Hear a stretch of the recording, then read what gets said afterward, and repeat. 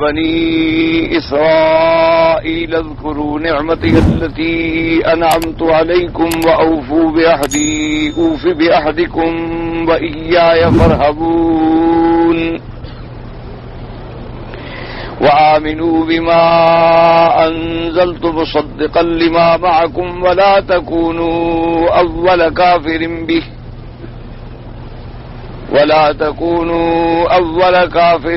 به ولا تشتروا بآياتي ثمنا قليلا وإياي فاتقون. قال المؤلف والمفسر رحمه الله تعالى: يقول تعالى آمرا بني إسرائيل بالدخول في الإسلام ومتابعة محمد عليه من الله أفضل الصلاة والسلام، ومهيجا لهم بذكر أبيهم إسرائيل وهو نبي الله يعقوب عليه السلام، وتقديره يا بني العبد الصالح المطيع لله كونوا مثل أبيكم في متابعة الحق كما تقول يا ابن الكريم فعل كذا، يا ابن الشجاع بارز الابطال، يا ابن العالم اطلب العلم ونحو ذلك۔ اب اللہ تبارک و تعالی نے ان آیات مبارکہ میں، جیسے کل میں نے خلاصہ درس میں تفصیل سے عرض کر دیا تھا کہ بنی اسرائیل پر اپنی نعمتوں کا ذکر فرماتے ہیں۔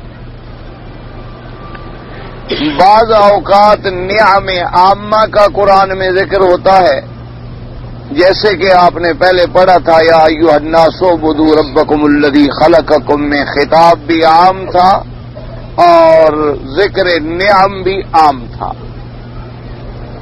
اب ان آیات مبارکہ میں خطاب ہے اور تذکیر ہے بالنعم، لیکن وہ نعمتیں جو اللہ نے بنی اسرائیل کو عطا فرمائیں۔ حضور صلی اللہ علیہ وسلم کے ہجرت مبارک کے بعد آپ کی حیات مدنیہ میں یہ سب سے پہلی سورت مدنیہ ہے جو نازل ہوئی، اور وہاں بنو اسرائیل جو تھے وہ آباد تھے، اس لیے ان کو خطاب خاص کیا گیا کہ یا بنی اسرائیل اذکروا نعمتی التی انعمت علیکم۔ اب انہی آیات مبارک میں مفسر رحمت اللہ علیہ ارشاد فرماتے ہیں کہ اللہ نے بنی اسرائیل کو جو مخاطب فرمایا اور نعمتوں کا ذکر فرمایا، یعنی یہ حکم تھا، یہ امر تھا کہ تم اسلام میں داخل ہو جاؤ اور تم اطاعت اور اتباع اختیار کرو حضرت محمد مصطفیٰ صلی اللہ علیہ وسلم کی۔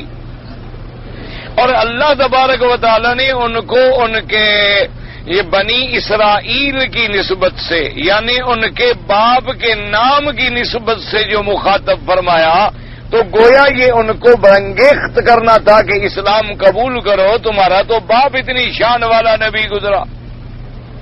تو اس لیے اللہ تبارک و تعالی نے بنی اسرائیل کے خطاب سے خطاب فرمایا، اور اسرائیل جو ہے دراصل یہ لقب ہے حضرت یعقوب علیہ السلام۔ حضرت یعقوب علیہ السلام کو حضرت یعقوب بھی کہا جاتا ہے اور اسرائیل بھی کہا جاتا ہے، اور اسرائیل کا معنی یعنی اسر کا معنی ہوتا ہے عبد، اور ایل کا معنی ہوتا ہے اللہ، یا اسر کا معنی ہوتا ہے چنا ہوا، پسندیدہ، یعنی اللہ کا چنا ہوا، جسے آپ صفوت اللہ بھی کہہ سکتے ہیں، اور جس کو اللہ نے خود چن لیا ہو تو اس کی اللہ کی اطاعت کے اندر کیا شبہ ہو سکتا ہے۔ تو اس لیے اللہ تبارک و تعالی نے ان کو بڑا خاص خطاب فرمایا، کیونکہ اس قسم کا خطاب جو ہے اس کا معنی یہ ہوگا کہ یا بنی، اے بندو، اے بیٹو، اس عبد صالح کی اولاد کہ جو اللہ کی اطاعت کرنے والے، اللہ کی فرما برداری کرنے والے، اللہ تبارک و تعالیٰ کے احکام کو پہنچانے والے حضرت یعقوب علیہ السلام تھے، تو تم جب اتنے عبد صالح کی اولاد ہو تو تم بھی تو حضور محمد عربی صلی اللہ علیہ وآلہ وسلم کی اتباع اور پیروی کرو۔ مفسر نے فرمایا کہ جیسے محاورات میں بھی کہا جاتا ہے کہ یبن الکریم افعل کذا، اے سخی کے بیٹے تم بھی سخاوت کرو، اسی طرح کہا جاتا ہے یبن الشجاع بارز الابطال، کہ اے بڑے بہادر کے بیٹے تمہارا تو باپ بڑا بہادر تھا، تم بھی بہادروں کا مقابلہ کرو۔ اسی طرح محاورات میں کہا جاتا ہے یا بن العالم عالم یعنی اطلب العلم، یا ابن العالم اطلب العلم، اے عالم کے بیٹے تم بھی علم حاصل کرو۔ تو اس میں ایک اشارہ ہوتا ہے کہ تمہارا باپ عالم تھا تو تمہارے لیے تو علم حاصل کرنا اوروں سے زیادہ ضروری ہے، تمہارا باپ سخی تھا تو تمہارے لیے سخاوت کرنا اوروں سے زیادہ ضروری ہے۔ اس لیے اللہ نے انہیں ان کی قوم جو تھی اس سے مخاطب نہ کیا بلکہ کہا یا بنی اسرائیل، یا بنی اسرائیل، تاکہ ان کو اشارہ کیا کہ تم ایک عبد صالح کی اولاد ہو، تم ایک اللہ کے پیغمبر سے تمہاری نسبت ہے حضرت یعقوب علیہ السلام سے۔ اور پھر صرف یہ نہیں کہ حضرت یعقوب علیہ السلام نبی تھے بلکہ حضرت یعقوب علیہ السلام سے لے کر حضور صلی اللہ علیہ آلہ وصحبہ وسلم تسلیما کثیرا کثیرا تک 4000 نبی گزرے بنو اسرائیل میں سے۔ تو اللہ تبارک و تعالی نے تمہیں تو اتنی بڑی اعلیٰ قوم بنایا تھا، تمہارے لیے تو سب سے بڑی ذمہ داری ہے کہ تم سب سے پہلے حضور پاک صلی اللہ علیہ وسلم پر ایمان لاؤ۔ اسی طرح فرماتے ہو من ذالک اذن قولہ تعالی ذریۃ من حملنا مع نوح انہ کان عبدا شکورا، جیسے اللہ نے دوسری آیت میں فرمایا تھا کہ اے وہ قوم، اے وہ ذریت جن کو ہم نے نوح علیہ السلام کے ساتھ سفر کرایا، اور نوح علیہ السلام ہمارا ایک ایسا بندہ تھا جو شکر گزار تھا، اللہ کا فرما بردار تھا۔ تو تم یعنی یہ بھی ایک ان کو اشارہ ہوتا ہے، خطاب ہوتا ہے کہ اللہ چاہتے تو تمہیں بھی غرق کر دیتے، لیکن تم تو ان لوگوں میں ہو جن کو اللہ نے نوح علیہ السلام کے ساتھ بچا لیا سفینہ میں، اور پھر تمہیں اس نوح علیہ السلام سے تعلق ہے جو اللہ کا عبد شکور تھا، تو تم بھی عبد شکور بنو، تم بھی شکر گزار بنو، تم بھی فرما بردار بنو۔ تو یہ خطاب کا بڑا ایک یعنی بڑا ہی عظیم اور بڑا ہی لطیف انداز ہے کہ اللہ تبارک و تعالی نے اپنی رحمت اور کرم سے بڑا خاص خطاب فرمایا۔ جیسے کہ میں نے خلاصے میں عرض کر دیا تھا کہ اللہ نے اپنے پاک پیغمبر کو خطاب فرمایا یا ایھا المزمل، کہیں فرمایا یا ایھا المدثر قم فانذر ربک فکبر وثیابک فطہر۔ تو اس انداز تخاطب میں بھی ایک اللہ تبارک و تعالی کی رحمت کا بے پناہ سمندر پنہا ہے۔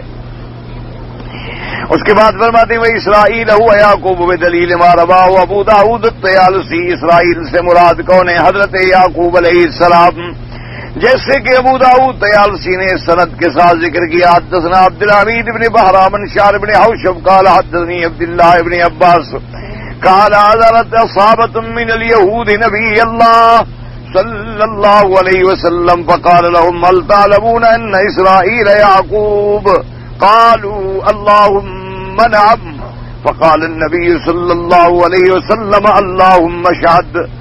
اس روایت میں آتا ہے کہ ایک جماعت یہودیوں کی حضور کی خدمت میں حاضر ہوئی، اصحابہ کہتے ہیں جماعت کو، اسی سے اسبہ ہے اصحابہ ہے، جیسے قرآن مقدس کے اندر آیا ہے نا جی، آپ نے سورت یوسف علیہ السلام میں پڑھا کہ حضرت یوسف علیہ السلام کے بھائیوں نے کہا کہ وَنَحْنُ أُصْبَةٌ، کہ ہم تو ایک جماعت ہیں، ایک بڑا عدد ہیں، لیکن ابا جان کی زیادہ شفقت جو ہے وہ یوسف علیہ السلام کی طرف۔ اسی طرح سورۃ القصص میں اللہ تبارک و تعالی نے قصہ قارون کے اندر بھی یہ لفظ ذکر فرمایا ہے کہ ان قارون کان من قوم موسیٰ فبغى علیہم وآتیناہ من الکنوز ما ان مفاتحہ لتنوء بالعصبۃ اولي القوہ، وہاں بھی لفظ ہے عصبہ، تو عصبہ اصحابہ کہتے ہیں ایک جماعت۔ باقی اہل لغت نے اس میں بڑے اقوال نقل کیے، بعض نے کہا کہ 3 سے 13 تک، بعض نے کہا کہ نہیں اسوا کہتے ہیں 40 آدمی کی جماعت کو، بعض نے کہا 60 آدمی کی جماعت کو، اور بعض نے کہا کہ 70 آدمی کی جماعت کو۔ لیکن بہرحال ایک موٹی بات یاد رکھیں کہ اسبا اصحابہ سے مراد ہوتا ہے ایک جماعت۔ اب وہ جماعت جو ہے اور زیادہ راجع قول انہی لوگوں کا ہے جو یہ کہتی ہیں کہ 3 سے 13 تک 11 تک 12 تک اتنا ہوتا ہے، اس کو کہتے ہیں عصبہ، ورنہ پھر لفظ آ جاتا ہے جماعت کا۔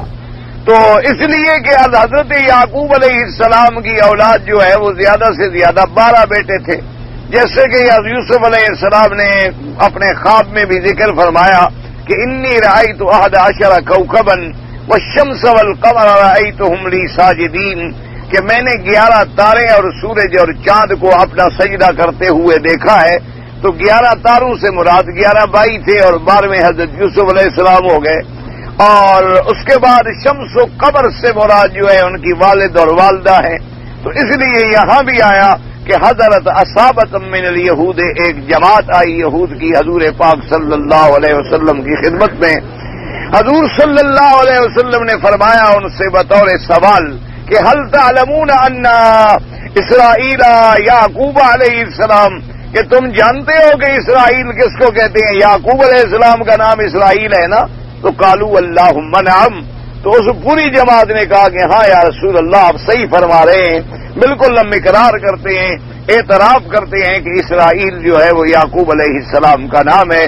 تو حضور پاک صلی اللہ علیہ وسلم نے فرمایا اللہم فشہد، کہ یا اللہ تو گواہ ہو جا کہ اب یہ خود اقرار کر رہے ہیں کہ اسرائیل سے مراد جو ہے وہ یعقوب علیہ السلام ہے۔ تو جب یعقوب اللہ کا نبی ہے اور میں بھی اللہ کا نبی ہوں تو پھر ان کی مخالفت کا کیا معنی؟ تو اس لیے حضور پاک صلی اللہ علیہ وسلم نے ان کی اس گواہی پر اللہ تبارک و تعالیٰ کو گواہ بنایا کہ اللہم فشہد۔ تو مقصود مؤلف کا یہ تھا کہ ابو داؤد طیالسی رحمہ اللہ نے اس حدیث مبارک میں یہ بات واضح ہو گئی کہ اسرائیل سے مراد جو ہے یعقوب علیہ السلام ہیں۔ اب اس کے بعد فرماتے ہیں وقال اللہ مشن اسماعیل میں رجاء نمیر مولا ابن عباس عبداللہ ابن عباس ان اسرائیل کا قول عبداللہ۔ ایک قول یہ بھی نقل ہوا ہے حضرت ابن عمیر مولا ابن عباس سے، انہوں نے حضرت عبداللہ ابن عباس سے یہ قول نقل فرمایا، انہوں نے کہا ان اسرائیل، اسرائیل کا اصل میں ترجمہ کیا ہے؟ عبداللہ، جیسے کسی کو عبد اللہ کا بندہ کہا جائے تو اس زبان میں کہا جاتا تھا اسرائیل۔ چونکہ یاد رکھیں یہ پہلے جتنی زبانیں بھی گزری ہیں تقریباً تمام نبوت انبیاء اور کتابیں وہ یا سریانی زبان میں آئیں یا عبرانی زبان میں آئیں، یعنی سب سے پہلے سریانی زبان تھی، اس کے بعد پھر جو ہے وہ عبرانی زبان آئی۔ اچھا عبرانی کے بعد جو ہے نا، اسی عبرانی کے بعد پھر جب حضرت سیدنا اسماعیل علیہ السلام کا زمانہ آیا الحمدللہ تو پھر عربی زبان آئی۔ تو اس لیے علماء نے لکھا ہے کہ سب سے پہلے لغت عربی میں کلام کرنے والے جو ہیں وہ حضرت اسماعیل علیہ السلام، اور یہ تمام لغات جو ہیں ان کی بنیاد جو ہے وہ حضرت آدم علیہ السلام۔ اب اس کے بعد ہوتا یوں تھا مثلا کہ حضرت آدم علیہ السلام ایک لغت لے آئے اور اس کے مطابق وہ چلتی رہی، پھر اولاد بڑھتی گئی، پھر مکان بدلتے گئے، ملک بدلتے گئے، آبادیوں میں اضافہ ہوتا گیا، تو اب الفاظ میں بھی کچھ تغیر آتا گیا، زبانیں تبدیل ہوتی چلی گئی۔ اب چونکہ اللہ تبارک و تعالیٰ کی حکمت کا تقاضا یہ تھا کہ خداوند قدوس نے جو اپنا آخری پیغمبر بھیجے حضرت سیدنا محمد الرسول اللہ صلی اللہ علیہ وسلم خاتم الانبیاء والمرسلین رحمت للعالمین سید الاولین والآخرین، آپ کو جو بھیجا گیا تو اللہ تبارک و تعالیٰ نے انہیں بھی عرب میں مبعوث فرمایا اور ان کی لغت بھی لغت عرب تھی۔ اللہ تبارک و تعالیٰ نے پھر سب سے آخری نبی بھی عربی اور آخری کتاب جو اتاری ہے قرآن وہ بھی عربی، اور اسی طرح اللہ تبارک و تعالیٰ نے جنت کی زبان بھی عربی، اور اسی طرح چونکہ اللہ کا قرآن جو ہے تو یہ اللہ کا کلام بھی ہے تو لہذا گویا اللہ تبارک و تعالیٰ کا کلام بھی اسی عربی میں، تو اس لیے اللہ تبارک و تعالیٰ نے پھر اس زبان کو بڑا شرف بخشا کہ ایک تو ام القرى یعنی کعبۃ اللہ کو بنایا تمام کائنات کی بستیوں کا مرکز اصلی، اور اسی طرح پھر ام القرا جیسے مرکز ہے، کعبے کو بنایا مرکز ہدایہ ہدی للعالمین، اور اسی کعبے میں پیدا فرمایا رحمت للعالمین، اور اسی کعبۃ اللہ میں اللہ نے قرآن پاک اتارا جو وہ بھی ہدی للعالمین، اور سب سے پھر قیامت تک کے لیے زبان جو ہے وہ عربی آ گئی۔ اس لیے اگر عربی لغت کو ہی آدمی سمجھ لے تو اللہ کے دین کے سمجھنے میں بڑی آسانی پیدا ہو جاتی ہے۔ اگر صرف یعنی عربی لغت سے بھی شناسائی ہو جائے، کیونکہ قرآن بھی عربی، کلام رسول پاک صلی اللہ علیہ وسلم بھی عربی، کلام اہل جنت بھی عربی، تو اس لیے جب آدمی کو اس زبان سے ایک تعلق پیدا ہو جاتا ہے۔ اب اسی طرح ایک بات ہمیشہ یاد رکھا کریں کہ یہ بعض لوگ جو ہیں نا اعداء اسلام، یعنی اسلام کے دشمن، چاہے وہ یہودی ہوں، چاہے وہ نصرانی ہوں، یا چاہے وہ گمراہ فرقے ہوں جو دنیا میں اس وقت بڑے دندناتے پھر رہے ہیں، وہ لوگوں کے دلوں میں پھر ایک نفرت پیدا کرتے ہیں کہ دیکھو جی عربوں کا حال تو آپ نے دیکھا ہے، ان کا کردار دیکھو، ان کا عمل دیکھو، ان کا لباس دیکھو، اور یہ اپنی دولت کی کثرت کی وجہ سے جو دنیا میں جا کے عیاشیاں کرتے ہیں اور خلاف اسلام کام کرتے ہیں، تو پھر عربی سے محبت کا کیا معنی؟ تو یہ ایک دراصل اسلام دشمنی ہوتی ہے۔ ہمیں کوئی عرب کے کسی فرد سے تو تعلق نہیں ہے، یعنی اگر ہم کسی عرب علاقے میں چلے جائیں تو بعض عرب علاقے ایسے بھی ہیں جہاں مسلمان بھی نہیں ہیں، تو حالانکہ وہ عرب علاقے ہیں لیکن ان میں غیر مسلم آباد ہیں۔ تو ایک بات یاد رکھا کریں، ہم جو عربی سے پیار کرتے ہیں، لغت عربی سے یا عرب سے، تو اس کی وجہ کیا ہے کہ یہ کلام اللہ ہے، اور یہ کلام محمد الرسول اللہ صلی اللہ علیہ وعلی آلہ وصحبہ وسلم، اور یہ کلام اہل جنت ہے۔ اور اسی طرح عرب سے ہم کیوں محبت کرتے ہیں کہ اس عرب میں اللہ نے ہمیں نبی عربی عطا فرمایا، تو اصل محبت ہمیں حضور سے ہے، اصل محبت ہمیں اپنے اللہ سے ہے، اصل محبت ہمیں اللہ کے کلام سے ہے، اللہ تبارک و تعالیٰ کے اس مرکز ہدایت سے ہے۔ اب اس مرکز کے اندر کچھ لوگ اچھے ہوں، کچھ لوگ برے ہوں، یہ تو نظام عالم ہے کہ کبھی دن ہوگا، کبھی رات ہوگی، کبھی روشنی ہوگی، کبھی اندھیرا ہوگا۔ اگر ساری دنیا ہی صالح بن جائے تو پھر برے ہوں ہی نہ مقابلے پر، تو پھر صالحین کا کیا قیمت؟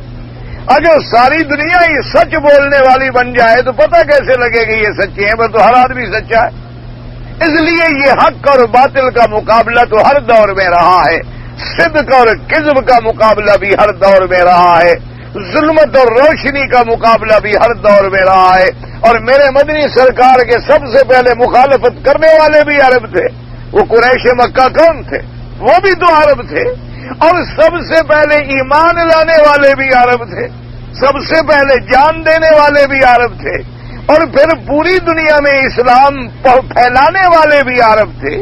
یعنی اگر حضور کے صحابہ اتنی قربانی نہ فرماتے تو آج آپ اور میں کلمہ پڑھتے۔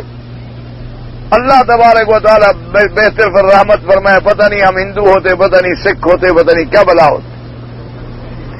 اسی لیے آپ نے نہیں دیکھا ہے کہ آج تک یعنی تقریباً آپ کے ملک کو بنے ہوئے اب 50 سال ہونے والے ہیں یا ہو گئے ہیں، 1947 میں آپ کا ملک آزاد ہوا۔ تو اسی طرح آپ دیکھ لیں کہ 50 سال یعنی نصف صدی گزرنے کے بعد کہ ملک مسلمانوں کا، لیکن تہذیب ابھی بھی ہندو کی ہے۔ شادی میں وہی کچھ ہوتا ہے، غمی میں وہی کچھ ہوتا ہے، موت و حیات میں وہی کچھ ہوتا ہے، آدمی کے منگنیوں میں، اور یہ منگنی اور یہ مہندی اور یہ رسمیں، یہ اسلام کی رسمیں۔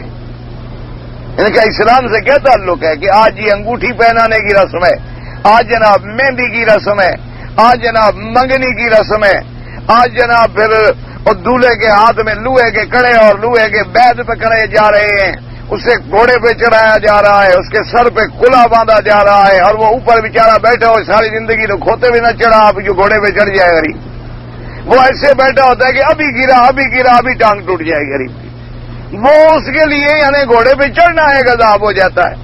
اصل میں کیا ہے، یہ سب اس ہندو تہذیب کا ایک پرتو ہے جو ہمارے معاملات میں نظر آتا۔ اب یہ جہیز کی لعنت کیا ہے، اس کا اسلام سے کیا تعلق کہ لڑکی والے لڑکی بھی دیں اور دولت بھی دیں. یعنی وہ غریب اشتہاروں میں لکھتے ہیں کہ بھئی ہماری لڑکی کی عمر یہ ہے اور اس کی تعلیم یہ ہے اور ہم لڑکے کو سیٹل کریں گے، تجارت کروائیں گے، بزنس کروائیں گے تاکہ کوئی اچھا رشتہ جو ہے ان کو مل جائے. تو یہ کیا ہے؟ یہ ہندوانہ رسم ہے. یہ تمام ہندوؤں کی تہذیب ہے کہ آپ نے نعوذ باللہ گویا کہ لڑکی بھی لی اور ان سے اپنے بیٹے کی تعلیم یا ملازمت یا عہدے کی بنا پہ رشوت بھی وصول کی. حالانکہ یہ خالص حرام ہے، 100% حرام ہے. یعنی اس کے حرام ہونے میں ایک پیسے کا بھی شبہ نہیں ہے، کیونکہ وہ ایک رشوت بھی ہے اور جوا بھی ہے. کہ اگر آپ کا کسی بڑے آدمی کی لڑکی پہ داغ لگ گیا تو کروڑوں کے مالک بھی آپ بن گئے تو جوا ہو گیا. اور اس کے بعد آپ نے شرط رکھ کے زبردستی وصول کی تو رشوت ہو گئی. پھر اتنے جوڑے ہم لیں گے، دولہے کے لیے بھی، دولہے کے باپ ماں کے بہنوں کے لیے بھی اتنے جوڑے لیں گے، اور بارات میں اتنے آدمی آئیں گے اور کھانے کا مینو بھی یہ ہوگا نا کہ بالکل حرام ہے. وہ کھانا بھی حرام ہے، وہ لینا بھی حرام ہے، وہ تمام چیزیں جو ہیں حرام ہیں. یہ کیا ہے؟ یہ رسوم ہے سارے ہندوانہ. اسی تہذیب کا ہمارے اندر اثر ہے. اللہ تبارک و تعالیٰ معاف فرمائے. آج بھی کسی نوجوان عورت کا خامد مر جائے، ایمان سے کہیں اللہ کے کعبے میں بیٹھی ہیں، مثلا ایک آدمی شادی کرے، لڑکی گھر میں آئے اور دوسرے دن اس کا شوہر مر جائے، کہتے ہیں ڈائن بلا آئی ہمارے بیٹے کو کھا گئی. نہیں، ایمان سے کہو نہیں کہتے. تو اب موت یعنی لڑکی کے ہاتھ میں تھی. یہ مسلمان کا عقیدہ ہے کہ موت دینے والا کون ہے؟ اللہ ہے. مارنے والا کون ہے؟ اللہ ہے. پیدا کرنے والا کون ہے؟ تو پھر اس لڑکی کو کہنا کہ یہ ڈین ہے اور ڈین کھا گئی اور خبردار اس لڑکی سے نکاح نہ کرنا، جو بھی شادی کرے گا کھا جائے گا. یعنی یہ مسلمانوں کا عقیدہ ہے.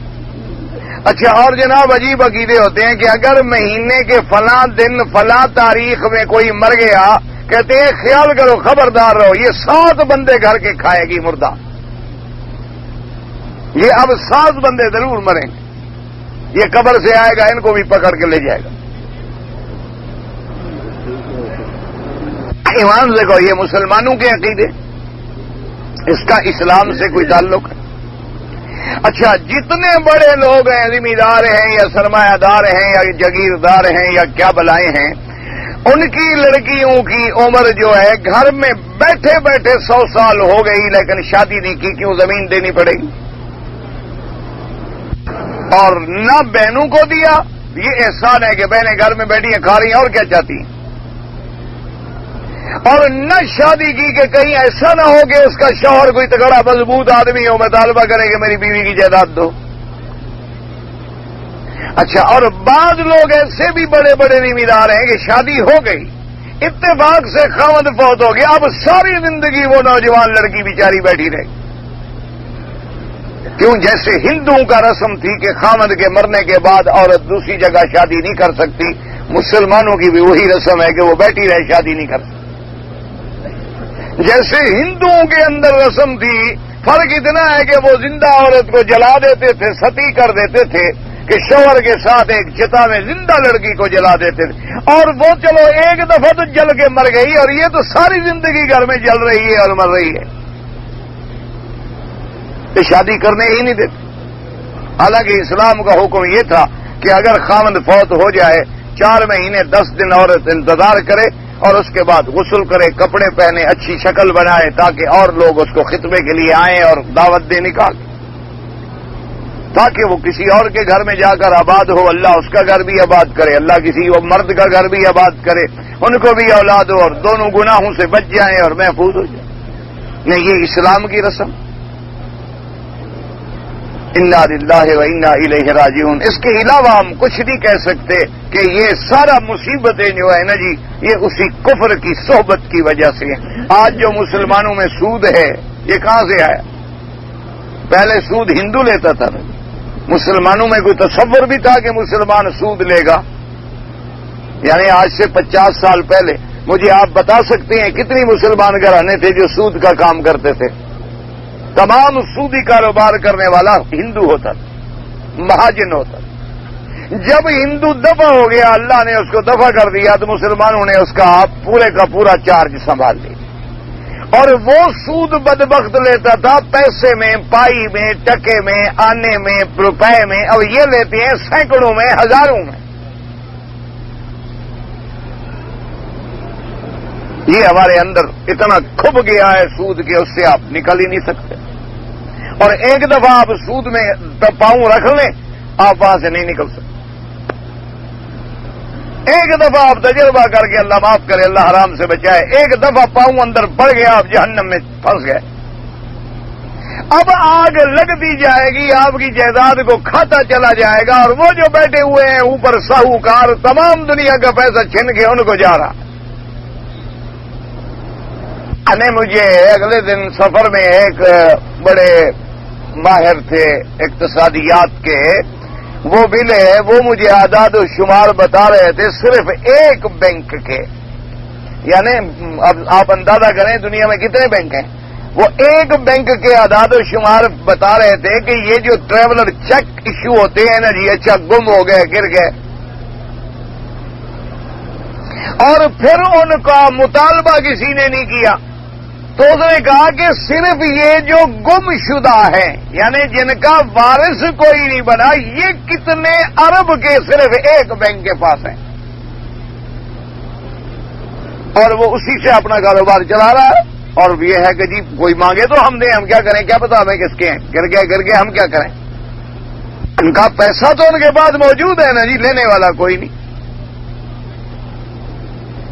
کتنا، یعنی آپ اندازہ کریں کتنے لوگ ایسا سرمایہ رکھتے ہیں کہ بینکوں میں امانت رکھ دیا، اولاد کو نہیں بتایا، بیوی کو نہیں بتایا، بچوں کو نہیں بتایا کہ ضائع نہ کریں، راستے میں کہ ایکسیڈنٹ ہوا مر گئے، بتا نہیں سکے، بینک ہضم کر گئے، اور ساری زندگی اس پیسے پہ وہ سود کا کام کرتے رہے، اور وہ قبر میں لعنت کا مستحق ہوتا رہا۔ وجہ کیا تھی کہ اسلام کے خلاف ہم نے ایک عمل کیا کہ سود حرام ہے، ربا حرام ہے، ہم نے ان اداروں سے کام کیا جو حرام کا کام کرتے تھے۔ دوسرا، ہم نے اسلام کے خلاف کام کیا، اسلام کا حکم ہے کہ تیری رات نہ گزرے اور تیری وصیت سرانے کے نیچے لکھی ہوئی موجود ہو، کہ تیری وصیت جو ہے، چلو تم کو چھپانا بھی چاہتے ہو اولاد سے، ایک وصیت نامہ بنا کے کسی قابل امانت دیانت دار آدمی کے پاس جمع کرا دو، تاکہ کم از کم تیری موت کے بعد پتہ تو چل سکے کہ کس کا قرضہ تم نے دینا ہے اور کس سے تم نے لینا ہے۔ لیکن اسلام کا تو ہمیں صرف، ویسے سب ماشاءاللہ کہیں گے جی دعا کرو اسلام آ جائے۔ بڑے لوگ آج کل مجھے ملتے ہیں، کہتے ہیں جی حضرت خصوصی دعا فرمائیں اسلام آ جائے۔ میں نے کہا کہاں سے، کوئی چل پڑا ہے کہیں سے آ رہا ہے تو اس کے لیے کوئی ٹکٹ شکٹ کا انتظام کرو، کوئی ہوائی جہاز بھیجو، کوئی بحری جہاز بھیجو، اسلام آ جائے نا، پتہ نہیں کہاں سے آ جائے۔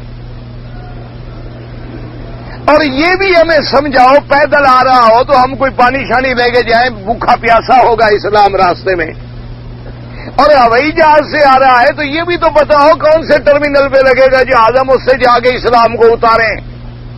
دعا کرو جی اسلام آ جاؤ، بدبختو اسلام تو تمہارے اندر ہے، تم آج ایمان کا اظہار کر دو اسلام آ گیا، کہاں سے اسلام آ جائے؟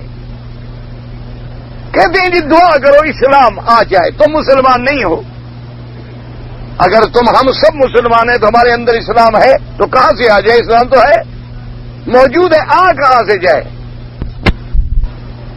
اور دعا کرو جی اسلام آ جائے، بدبختو اسلام کہاں سے آ جائے؟ کوئی باہر سے امپورٹ کرو گے،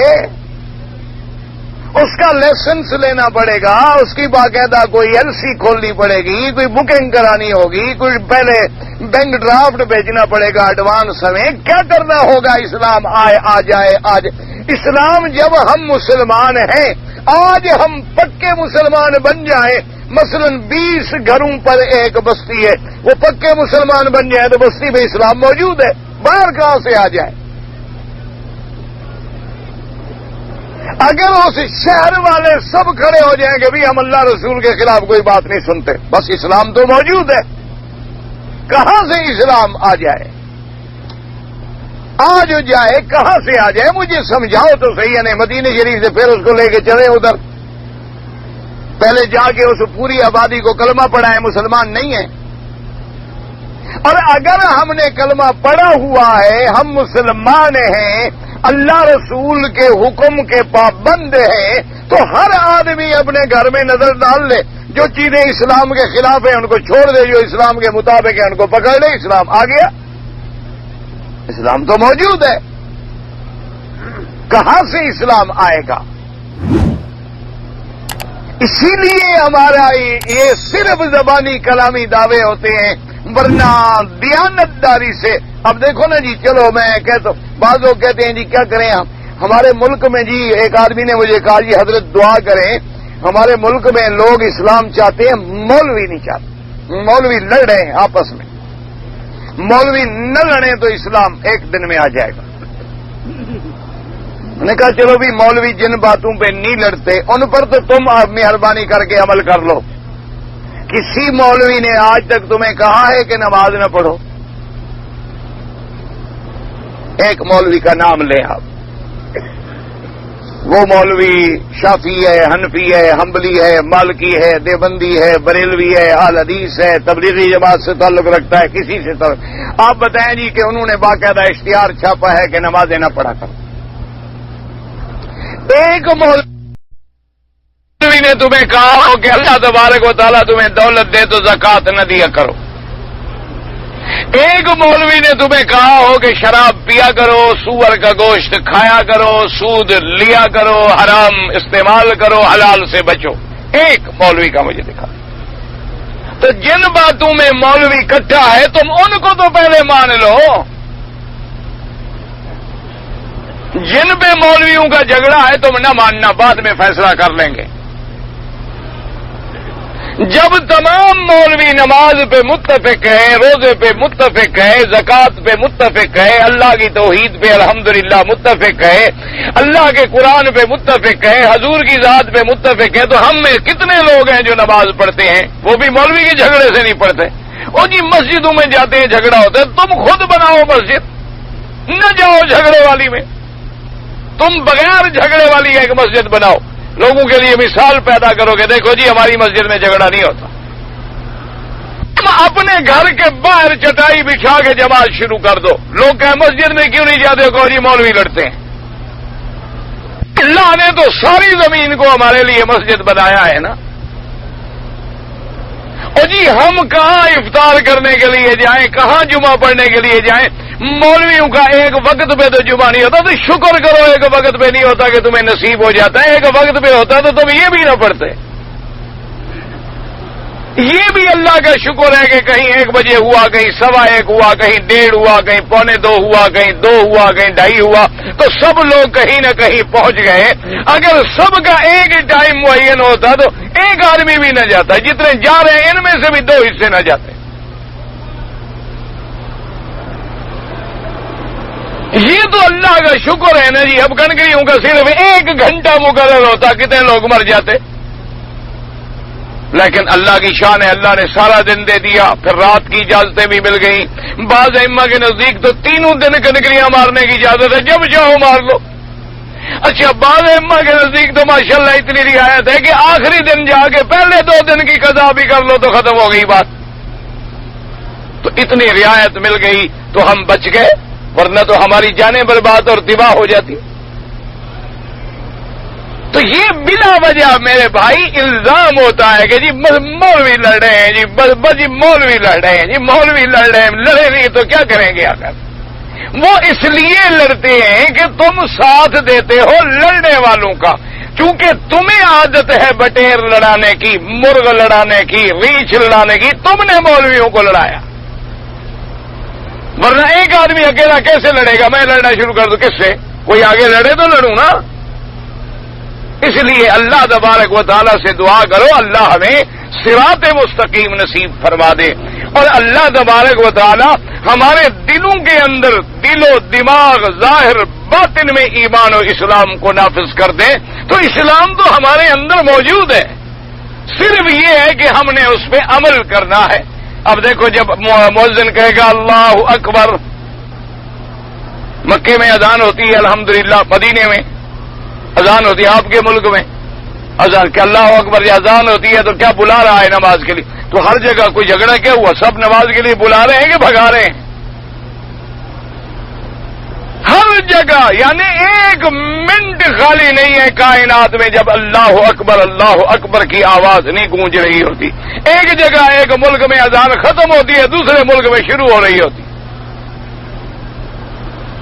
کیونکہ 2 گھنٹے کا فرق ہے، کہیں گھنٹے کا فرق ہے، کہیں 4 گھنٹے کا فرق ہے، کہیں آدھے گھنٹے کا فرق ہے، کہیں 20 منٹ کا فرق ہے۔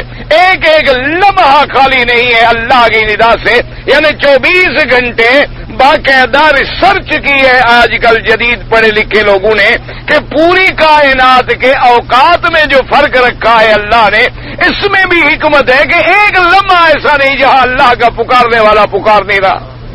اللہ اکبر، اللہ اکبر۔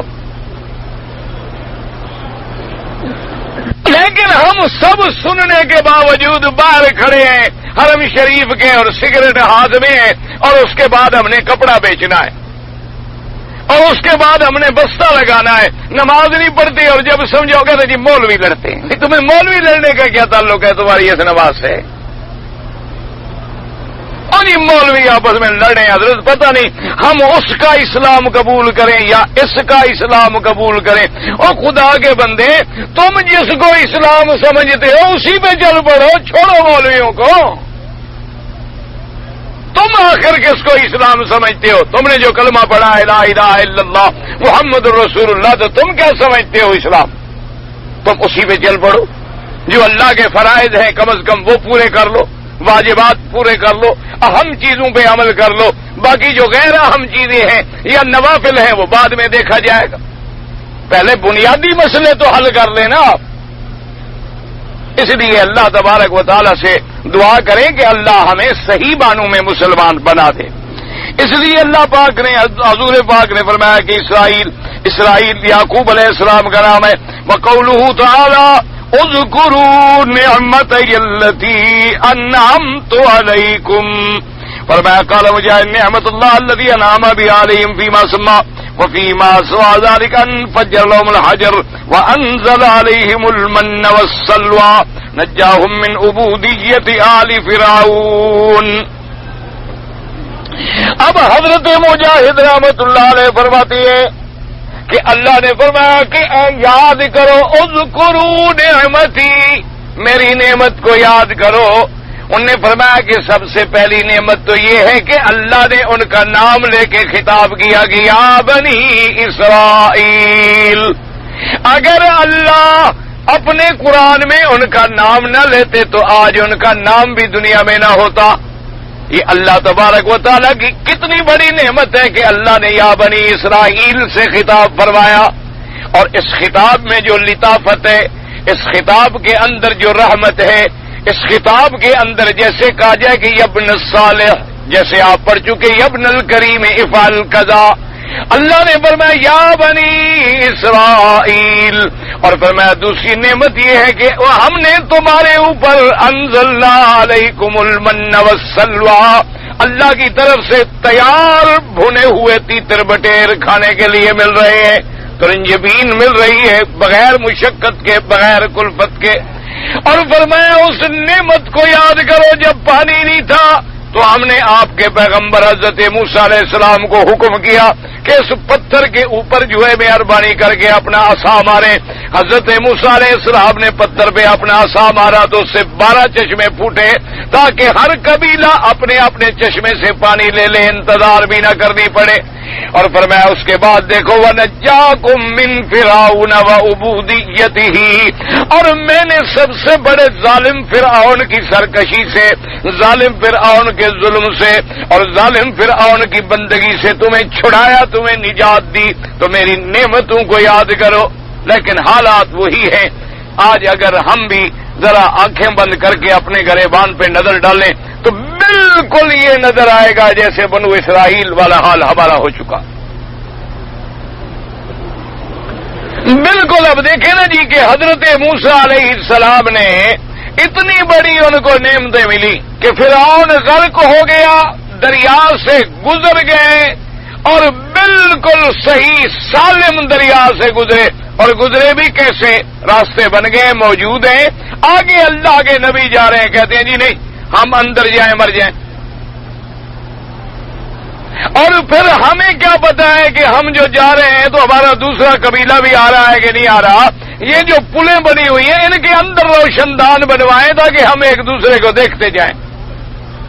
اس کے بعد بھی نکلنے کے بعد ابھی نے چند دن بھی نہیں گزرے راستے میں دیکھا کہ ایک قوم بتوں کی پوجا کر رہی ہے. کہنے لگی اجعل لنا الہا کما لہم آلیہ کہ موسیٰ علیہ السلام جیسے ان کا خدا ہے نا ہمیں بھی کوئی ایک خدا بنا دو نا تاکہ ہم خدا کو اپنے سینے سے لگائیں جیب میں رکھیں خدا کو چومیں چاٹیں ہاتھ لگائیں ماتھا رگڑیں. اسی لیے تو لوگ قبروں پہ جاتے ہیں نا مزہ نہیں آتا نا ان کو. ایسے جو کہو خدا پہ ایمان لاؤ خدا ہے عرش پہ یہ بیچارے کیا کریں یہ تو دیکھ ہی نہیں سکتے. ان کو تو وہ خدا چاہیے نا چاہے چومے جا کے سجدے کریں اوپر گر جائیں جا کے جناب غلافوں کو پکڑ لیں اور اس کے باوجود چاہے وہ مردہ ہو خدا مردہ ہو لیکن ہو تو صحیح ہے چمٹے تو صحیح کہیں. انا للہ و انا الیہ راجعون. اللہ سے دعا کرو اللہ ہدایت. آج ہمارا بھی وہ عالم ہے کہ حضرت محمد الرسول اللہ صلی اللہ علیہ وسلم کی وجہ سے ہمیں جو نعمتیں ملی ہیں گن نہیں سکتے ہو. اللہ نے جو نعمتیں دی کہ ایک اللہ نے توحید کا عقیدہ دیا اللہ نے کعبۃ اللہ جیسا مرکز ہدایت دیا اللہ نے قرآن جیسی جامع معنی کامل کتاب عطا فرمائی خاتم النبیین دیا رحمت للعالمین دیا اور پھر اللہ نے ہمارے اوپر پردہ ڈالا کہ خیرات کریں قبول ہے نہ قبول ہے پتہ کوئی نہیں پردہ پڑ گیا. اللہ تبارک و تعالی نے پوری زمین کو ہمارے لیے مسجد بنا دیا کہ جہاں مرضی آئے نماز پڑھ لو. اللہ نے کتنی عنایت فرمائی پانی نہ ملے تیمم کر لو. اللہ نے کتنی عنایت کی کہ ایک بیوی نہیں 4 بیویوں سے نکاح کر لو. اللہ نے کتنی عنایت کی کہ جھگڑا ہو جائے طلاق بھی دے سکتے ہو. اللہ نے کتنی عنایت کی کہ وراثت کا نظام بنا دیا کہ دولت ایک بندے کے گھر میں پابند نہ رہے بلکہ چلتی رہے. پہلے ایک مالک تھا پھر 4 بیٹے مالک بنے 4 بیٹوں کے 4 ہوئے پھر 16 مالک بن گئے 16 کے آگے 4 ہوئے تو پھر 50 مالک بن گئے تاکہ یہ دولت کا نظام جو ہے ایک ہاتھ میں مرکوز نہ رہے یہ چلتا رہے. اور جب تک یہ دولت چلتی رہتی ہے اسی میں ہی پیدا ہوتا ہے. جہاں رک گئی جام ہو گئی یا کسی جگہ اس کو بریک لگ گیا تو تباہی آ گئی. اللہ نے اتنی بڑی نعمتیں دی لیکن ہم نے کیا کیا اللہ کی توحید کے مقابلے پہ ہم نے شرک کیا. اللہ کے سجدے کے مقابلے پہ ہم نے قبروں پہ سجدہ کیا. اللہ کے نام پہ قربانی کے بجائے ہم نے قبروں کے نام پہ قربانیاں کی. اللہ سے مانگنے کے بجائے ہم نے غیروں سے مانگا. حضور کی نبوت ختم نبوت کے خلاف ہم نے نبوت کے دعوے کیے اور دعویٰ کرنے والوں کے ساتھ دیا. آج بھی مسلمانوں کے دکانوں پہ جا کے دیکھ لیں کہ قادیانوں کی بنی ہوئی چیزیں بک رہی ہیں کوئی غیرت ہی نہیں. کبھی آپ نے غور کیا ہے کہ ہم کیا پی رہے ہیں اور اس کا پیسہ کس کو جا رہا ہے اور کیا چیزیں ہیں جو ہم یہود سے لے رہے ہیں اور ان کا فائدہ یہودیوں کو پہنچا رہے ہیں. کیا چیزیں ہیں جو ہم نصرانیوں سے لے رہے ہیں اور ان کا فائدہ ہم نصارہ کو پہنچا رہے ہیں. کیا چیزیں ہیں جو ہم ہندو سے لے رہے ہیں اور ان کا فائدہ ہم اس ہندو کو وثنی کو اس بت پرست کو اس بے غیرت ظالم کو پہنچا رہے ہیں جو ہماری مسجدوں کو شہید کر رہا ہے ہماری بیٹیوں کی عزت و عصمت کو لوٹ رہا ہے. ہم آج بھی اس کا آم ہمیں بڑا میٹھا لگتا ہے. آج بھی ہمیں اس کی چیزیں بڑی پسند ہیں اور نہ بھی ہو تو کم از کم فلم تو دیکھ لیں گے بیچارے 10-20 روپے کی لا کر. آخر ہم میں اور بنو اسرائیل میں کیا فرق ہے؟ اللہ کے ہاں ایک بات یاد رکھنا اللہ کے ہاں عمل کی عزت ہے. عمل سے زندگی بنتی ہے جنت بھی جہنم بھی. یہ خاکی اپنی فطرت میں نہ نوری ہے نہ ناری ہے. عمل سے زندگی بنتی ہے. عمل تمہارے بہتر ہوں گے تو اللہ کی مدد تمہارے ساتھ آئے گی. کسی اور قوم کے بہتر ہوں گے تو دنیا میں ان کے ساتھ مدد آئے گی. باقی فیصلے آخرت میں ہوتے رہیں. اللہ کے ہاں عمل کو دیکھا جاتا ہے. جن اعمال کی بنا پر اللہ نے یہودیوں پہ ذلت و رسوائی مقدر کر دی جب وہ عمل ہم نے اپنا لیا تو ذلت و رسوائی ہمارے ذمہ آ گئی. ان کے ساتھ کوئی ذاتی جھگڑا تو نہیں ہے نا کسی کا. ضربت علیہم الذلہ والمسکنہ. کیوں؟ اس لیے کہ وہ انبیاء کی مخالفت کرتے تھے، انبیاء کو گالیاں دیتے تھے، انبیاء کو قتل کرتے تھے، اللہ کی کتابوں کو بدل ڈالتے تھے، وہ غلط مسئلے بتلاتے تھے، وہ دین کو بیچا کرتے تھے، وہ غیب کی جھوٹی خبریں دیا کرتے تھے، ان میں زنا عام ہو گیا تھا، ان میں ربا عام ہو گیا تھا، شراب عام ہو گیا تھا۔ آج وہ مسلمانوں میں ہو گیا تو وہ ذلت ہمارے ذمہ آ گئی۔ ذات کے ساتھ تو یہ فیصلہ نہیں ہے، یعنی جن جن لوگوں کے عمل اسی طرح ہوں گے ذلت آئے، چاہے وہ کوئی ہوں، ہم ہوں، آپ ہوں، زید ہو، عمر ہو، بکر ہو۔ اور جب ہمارے عمل اچھے ہو گئے تھے، اتباع رسول پاک آ گئی تھی اور ہم نے قرآن کو پکڑ لیا تھا، حضور کی اتباع کر لی تھی، تو بار بار کیسر کسرا تمام دنیا کی سلطنتیں مسلمانوں کے پاؤں کے نیچے تھی۔ اور جب ہم نے اپنے اعمال کو بدل ڈالا، یعنی آج بھی میں دیکھ رہا تھا ایک جگہ اعداد و شمار کہ مسلمان صرف ایک دن میں جو سگریٹ پہ پیسہ خرچ کرتا ہے، اگر صرف وہ پیسہ سگریٹ پینا بند کر دے اور اپنے مسلمان ملکوں پہ خرچ کرے تو کوئی مسلمان غریب رہ نہیں سکتا۔ صرف سگریٹ، صرف دخان، صرف آپ کا یہ حکا، بیڑی اور سگریٹ، ایک دن میں آپ کا کوئی اندازہ ہے؟ آپ چھوڑے کافروں کو، یہودیوں کو لعنت بھیجیں ان پر، مسلمان کہلانے والے ایک دن میں کتنا پیسوں کا سگریٹ پیتے ہیں، کتنے پیسوں کو اپنے ہاتھ سے آگ لگاتے ہیں۔ اگر یہ پیسہ وہ اپنے غریب مسلمانوں کو دے دیں تو کوئی آدمی بھوکا نہ رہے اور کوئی مسلمانوں کا ملک جو ہے کسی سے قرضہ نہ مانگے۔ صرف سگریٹ اور نمبر 2 چائے، اور سگریٹ اور چائے نہ ہو تو کیا خیال ہے آپ کا؟ مخلوق مر جائے گی۔ جب تک یہ سگریٹ نہیں تھی اور چائے نہیں آئی تھی دنیا میں، مخلوق مر گئی تھی، ان کی صحتیں اچھی تھیں، ان کی عمر ماشاءاللہ 100 سال ہوتی تھی، اب ہم 60 پہ آ گئے۔ جب تک یہ بلائیں نہیں تھی، یعنی آپ خود اندازہ کر لیں، مثلا آپ ایک آدمی ہیں، 1000 ریال تنخواہ، آپ اندازہ کریں کہ چائے اور سگریٹ آپ مہینے میں کتنے کا پیتے ہیں۔ اور پھر دشمنوں نے کیسے خوبصورت جال پھیلایا ہے، ہر ڈبی پہ یہ بھی لکھ دیا ہے کہ یہ زہر ہے، یہ کینسر پیدا کرتا ہے، یہ بیماریاں پیدا کرتا ہے، ہر ڈبی پہ۔ اور ڈبی پہ بورڈ بھی لگا ہے، مور بھی لگی ہے، اور مسلمان عقل والا ہے، ایمان والا، دماغ والا، پیسے دے کے پڑھ بھی رہا ہے، پی بھی رہا ہے۔ یعنی اس سے بڑی جاہل قوم آپ نے دیکھی ہوگی جو دھوئیں میں پیسہ اڑا دے۔ اس سے بڑی جاہل قوم آپ نے دنیا میں دیکھی ہوگی کہ صرف چائے لذت کے لیے پی رہے، اس میں ہم بھی شریک ہیں سب۔ زیادہ سے زیادہ کوئی یہ کہہ رہے گا جی حلال ہے، ہاں بھی چائے تو خیر حلال ہے، حلال ہونے میں تو کوئی شک نہیں، لیکن نہ پی جائے تو کون سا قہر ٹوٹ پڑے گا؟ کتنے حلال ہیں جو ہم سب کھا لیتے ہیں، سب پی لیتے ہیں۔ یعنی اگر ہم صرف یہ 2 چیزیں بچا لیں تو کشمیر کا کوئی مسلمان ننگا نہ رہے، بوسنیا کا کوئی مسلمان بھوکا نہ مرے، کوئی کشمیر کے اندر میری بیٹی جو ہے بغیر کپڑوں کے نہ رہے کہ وہ ان خیموں میں پڑے ہیں، لباس نہیں ہے، کپڑے نہیں ہیں، جینے کے لیے کھانے کے لیے سامان نہیں ہے، اور ہزاروں کی تعداد میں، لاکھوں کی تعداد میں مسلمان اس حالت میں ہے۔ آج بھی میں سن رہا تھا کہ اگر 5 دن تک ان کو غذا نہ پہنچائی گئی تو بھوک سے مر جائے، اور کسی لڑائی کی ضرورت ہی نہیں۔ پانی کاٹ دیے گئے، رسل رسائل کاٹ دی گئی، کب تک کوئی بندہ زندہ رہے گا؟ گھر میں کتنی چیزیں پڑی ہوتی ہیں، کتنے دن آپ کھا لیں گے؟ اور ہم ماشاءاللہ حرم شریف کے باہر کھڑے ہیں، سگریٹ پی رہے ہیں، الحمدللہ، اللہ تیرا بڑا شکر ہے، کعبے جو رکھے، سبحان اللہ، کعبے میں رہنے کا ڈھنگ یہی ہے۔ اس سے تو بہتر تھا کہ ہم اپنے ملک میں جا کے رہتے، وہاں تو دھواں اڑاتے، خدا کے کعبے میں تو نہ اڑاتے، کہاں گندگی پھیلاتے، محمد عربی کے شہر مدینے میں تو نہ پھیلاتے، وہاں جھوٹ بولتے، اللہ کے حرم میں تو نہ بولتے۔ اس سے تو کروڑ درجے بہتر تھا کہ ہم بھوکے رہتے لیکن حرمین و شریفین کی بے ادبی نہ کرتے،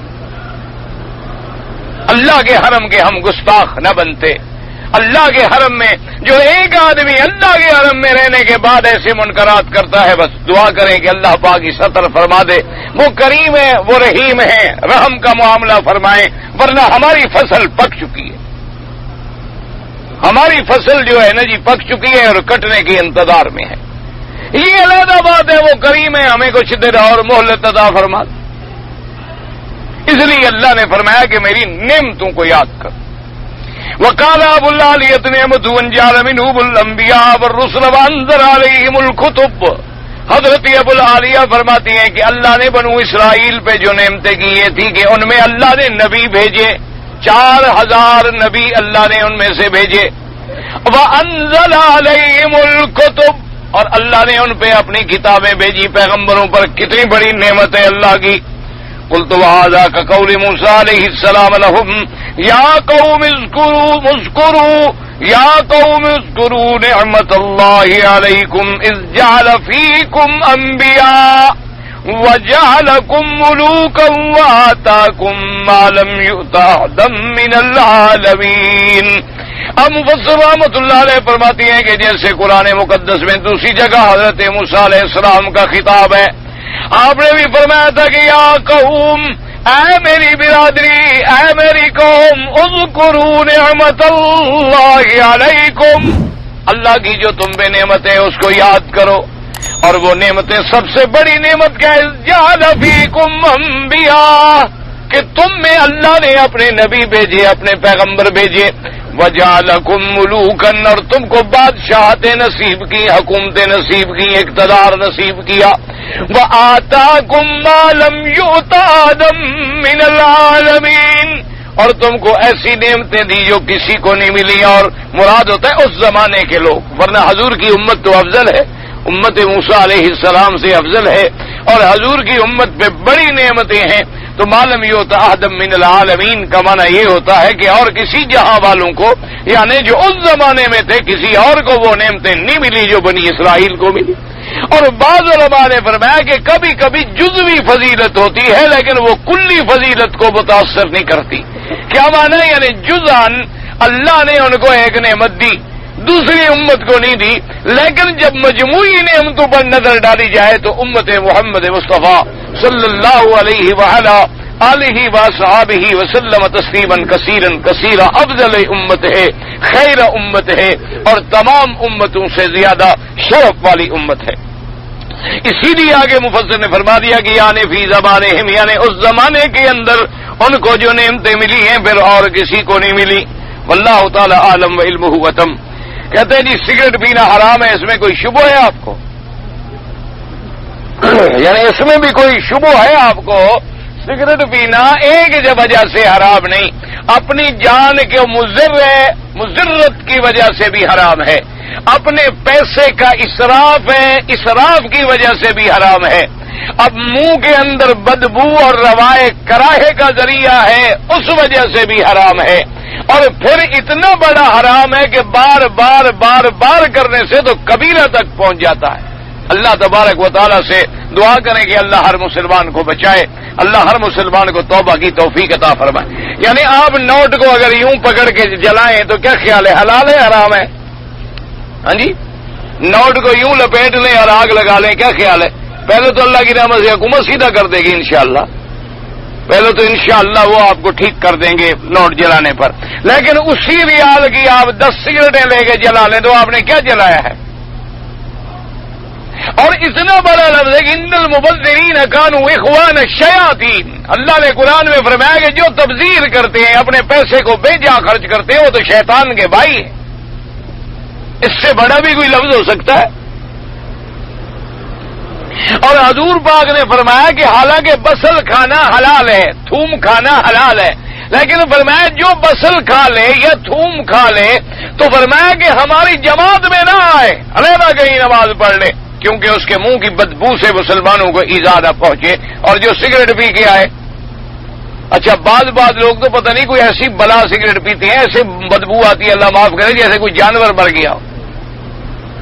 اتنی گندی ہوا آتی ہے کہ 7 آدمی کھڑا نہیں ہو سکتا. پتہ نہیں یعنی ہر قسم کے تمباکو کا کوئی فرق ہوگا نا جی، کوئی تمباکو کا فرق ہوگا. اچھا، اور اس کے بعد آپ نے دیکھا ہے کہ انگلیوں میں پکڑنے سے انگلیوں پہ داغ آ جاتے ہیں. تو اسی طرح آپ کے دل میں، پھیپڑے میں، دماغ میں، حلق میں، ہر جگہ اسی طرح یہ سیاہی پھیلاتا چلا جا رہا ہے. اس کے حرام ہونے میں کسی کو کوئی شبہ ہے؟ بس کہتے ہیں جی مکروہ لکھا ہوا ہے کتاب میں. اور یہ مکروہ کا کیا معنی ہوتا ہے؟ اور مکروہ کو جب بار بار کرو تو کیا بنے گا؟ صغیرہ کو جب بار بار کرو تو کیا بنے گا؟ کبیرہ بن جائے گا. سب سے پہلے سورت بقرہ بھی مکمل سورت نازل ہوئی، سورت فاتحہ بھی مکمل سورت نازل ہوئی. اب اتنا بڑا توبہ کرنے سے کبیرہ گناہ معاف ہو جاتے ہیں، صغیرہ معاف؟ ہاں بالکل معاف ہو جاتے ہیں.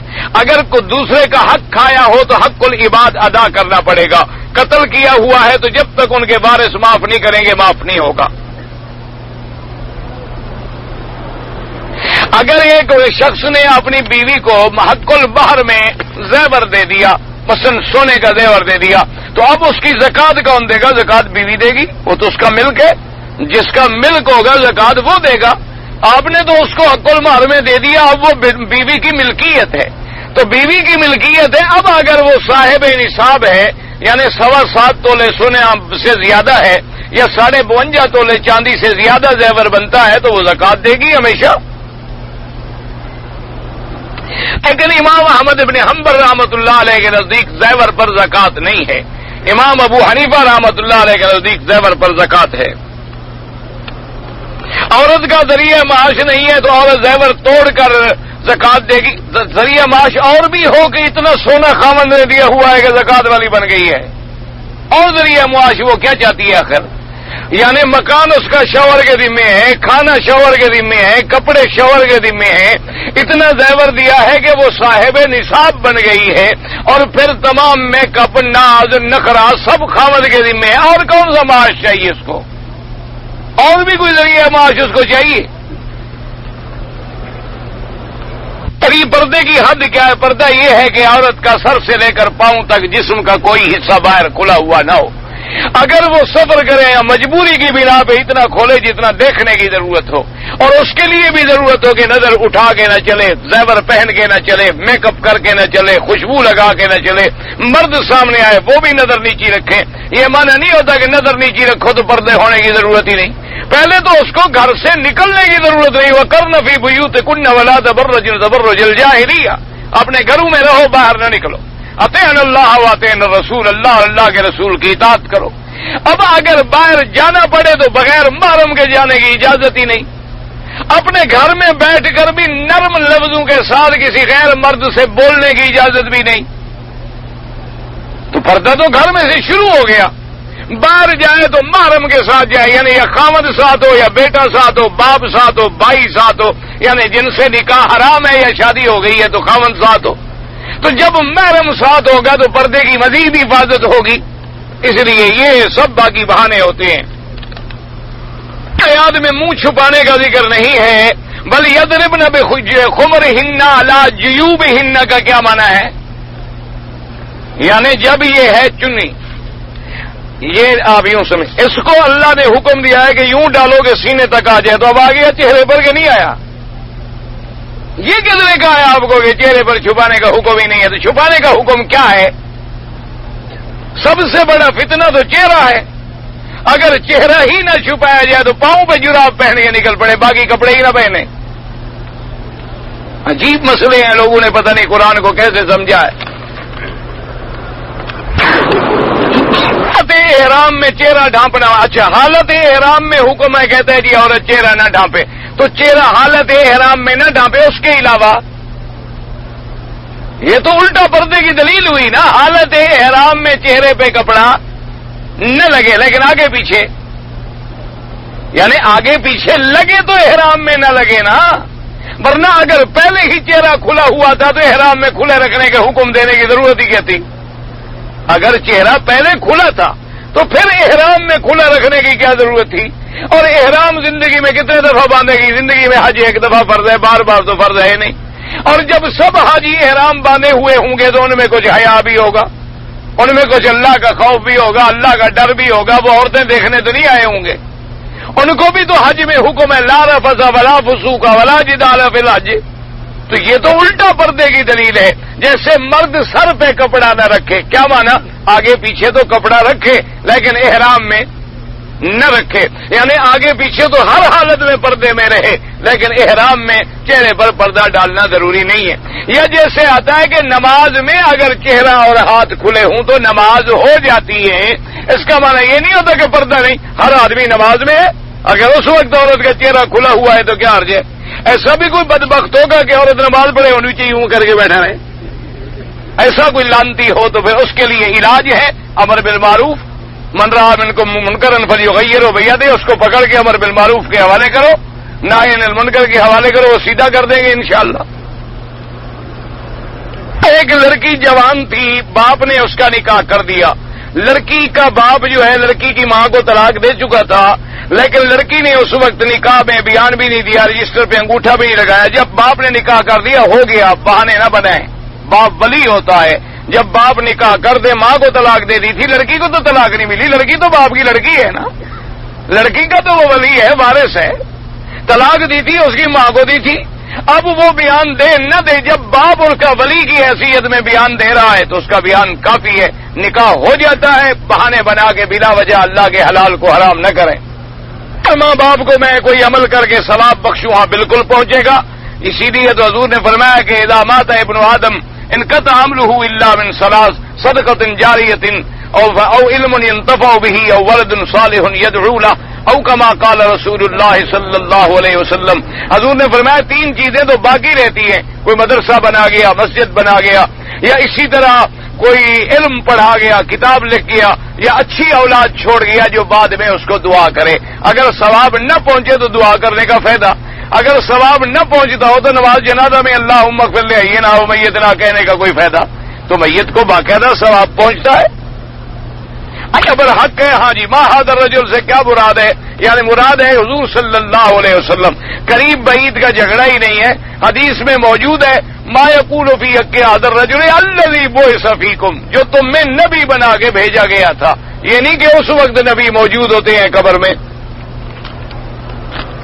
ہاروت ماروت فرشتے، کوئی فرشتے والی بات نہیں ہے. آپ اسی جگہ تفسیر دیکھ لیں، معارف القرآن اردو میں اگر آپ جانتے ہیں تو دیکھ لیں، انشاءاللہ سارا پڑھ لیں. لمبا قصہ ہے، آپ وہ سوال جواب میں تو نہیں ہو سکتا. کسی کا نام محمد اسرائیل رکھا جائے تو ٹھیک ہے، لیکن ٹھیک اسرائیل کا معنی عبداللہ ہے تو پھر محمد عبداللہ ایک نام رکھو نا، یا محمد رکھو یا اسرائیل رکھو.